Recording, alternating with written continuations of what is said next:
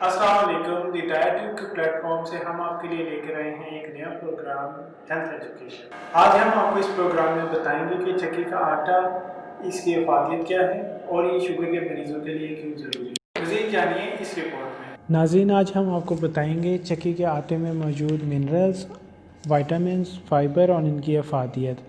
चक्की के आटे में मौजूद मिनरल्स भरपूर होते हैं, जैसे फास्फोरस जो हड्डियों को मजबूत करने में कैल्शियम के साथ अहम रोल प्ले करते हैं।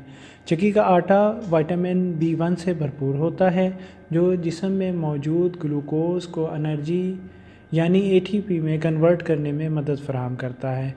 आटे में मौजूद मैग्नीशियम की बड़ी तादाद पाई जाती है, जो कि शुगर के मरीज़ के लिए इंतहाई मुफीद है। शुगर के मरीज़ों में इंसुलिन रेजिस्टेंस डेवलप हो जाती है और मैग्नीशियम इंसुलिन रेजिस्टेंस को कम करने में मदद फ़राहम करता है। नायसिन विटामिन B3 जो हमारे ज़हनी खुलियों ब्रेन सेल्स के लिए इंतहाई मुफीद होता है, ये चक्की के आटा होल व्हीट फ्लोर में एक बड़ी तादाद में पाया जाता है। खून की कमी, अनीमिया का शिकार अफराद चक्की का आटा ज़रूर इस्तेमाल करें, क्योंकि ये हमारी ग़िज़ा में आयरन का सोर्स है और बआसानी हमारी पहुंच में होता है। अगर आप दिन में 4 रोटियां इस्तेमाल कर रहे हैं तो चक्की का आटा आपको डेली प्रोटीन रिक्वायरमेंट्स में से 12 से 14% प्रोटीन फ्राहम करता है। 1 कप चक्की का आटा 15 ग्राम प्रोटीन, 90 ग्राम कार्बोहाइड्रेट्स, 2 से 3 ग्राम फैट्स और 455 कैलोरीज़ पर मुश्तमिल होता है। इसके साथ ही हम बात करेंगे एक कॉमन मिथ जो पॉपुलेशन यानी आम आवाम में पाई जाती है।